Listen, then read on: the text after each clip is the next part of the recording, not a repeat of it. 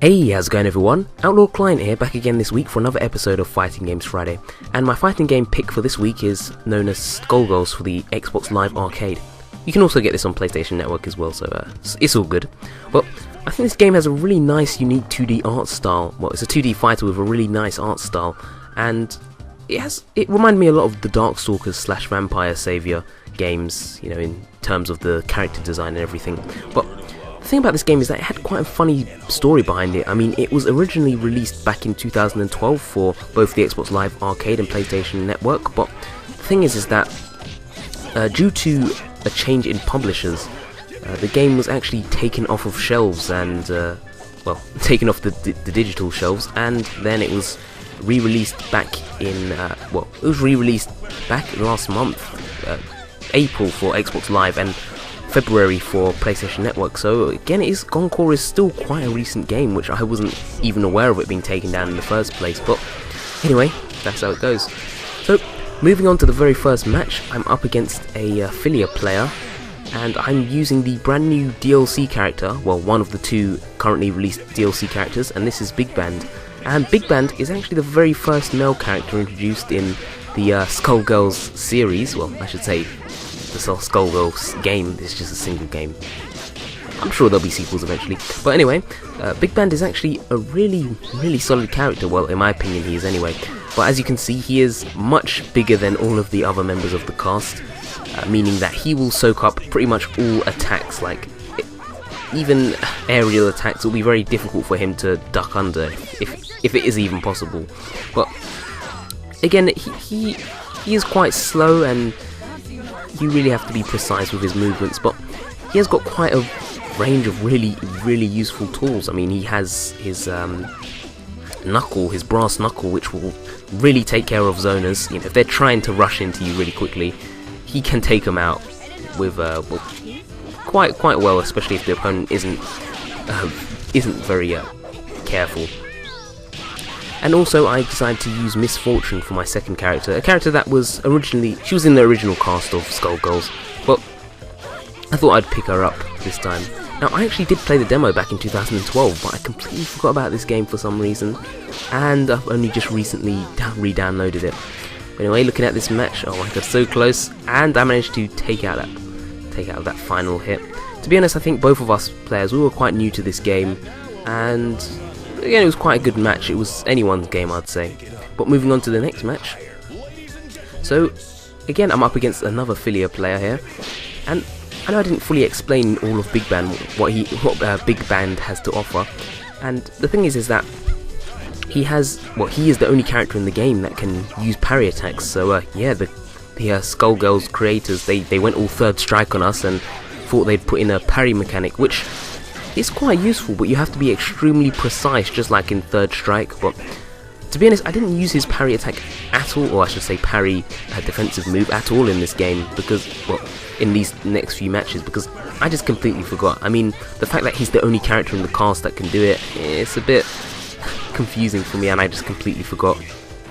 But anyway, he has a really nice level 1 super, which can be supercharged if you use his taunt move. Yeah, imagine that, a taunt move that supercharges your attacks. Pretty nice. But the thing is that he can add a flurry of punches to the end of it, and it can be extremely powerful. You know, it's even more powerful than some characters as level 3s. So yes, definitely something you should do, especially if you knock out your opponent and they're like in the stages of switching onto the next onto their next character, which will give you time to use that taunt, because you have to wait for the animation to completely finish to receive the buff.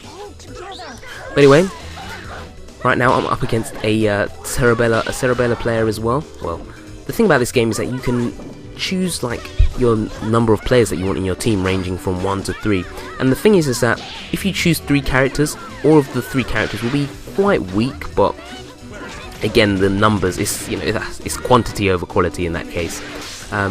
Moving down, if you choose 2 players, you have 2 mediumly powerful characters, and if you move down to just 1 character, the character will be extremely powerful, and they'll have a lot of health and a lot of damage and so on. Anyway, moving on to the match, I think I'll actually start commentating on the match, which is probably what you came here for.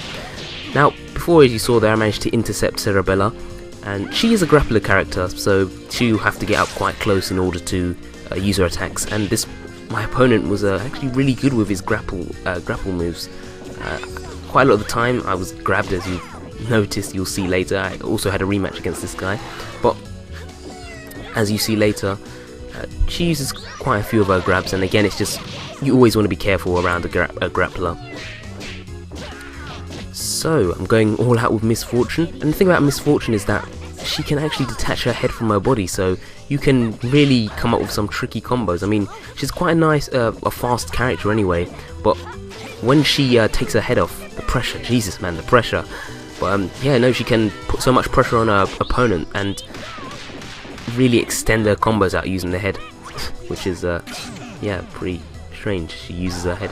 Anyway, so I didn't quite manage to win that match, taken out by Cerebella's level, I think that was her level 3, was it? Either way, I believe that's the command where she has to do the full 360-degree rotation. I mean, that's why I can't play as grapplers. I take my hat off to people that play as grapplers. I just can never get into them. I can never do the full 360 movements during match. You know, practice mode, yeah, it's fine, but I never usually pull it off in full matches, especially not online matches. Anyway, moving on to the third and final match. Here, I've actually gone for a rematch. This guy actually invited me back to have another match, and I have to admit, it was quite a fun match, even though I did lose the last one. But he's we were about equal skill levels, so yeah. I mean, we did have quite a few other matches as well, and maybe I'll show those ones in the next episode. But yeah, no, I was having quite a lot of fun in these few matches.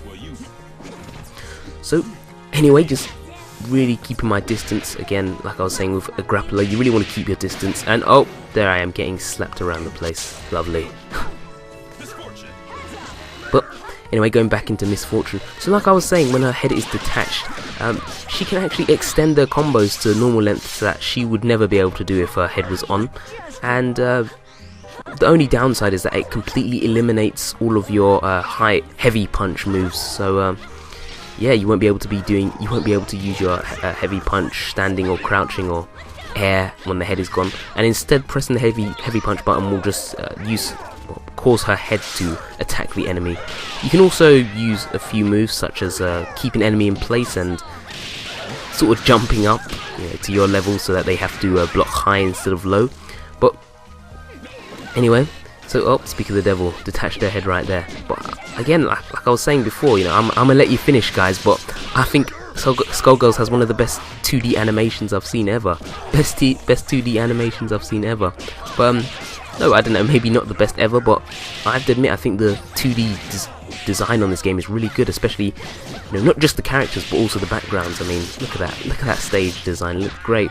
I mean, look at the parallax scrolling as well, that sort of adds to the effect, you know, that multi-layered effect.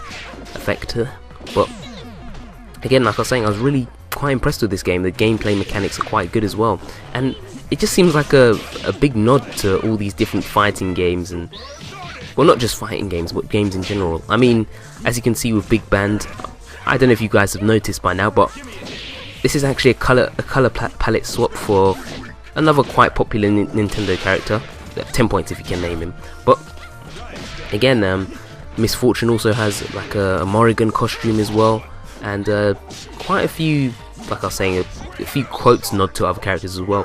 But anyway, this match getting really close now. Look at that, I only have like a fraction of health left. Managed to get that super, and I finally managed to use the very powerful overhead move. So yeah, pretty nice. But again, that was anyone's game. It was a really nice game, and it just could have gone either way, I can't lie. But anyway, those are all the matches I have for this week. So if you enjoyed watching this, please leave a comment, like and subscribe, and I'll see you guys later. Peace out.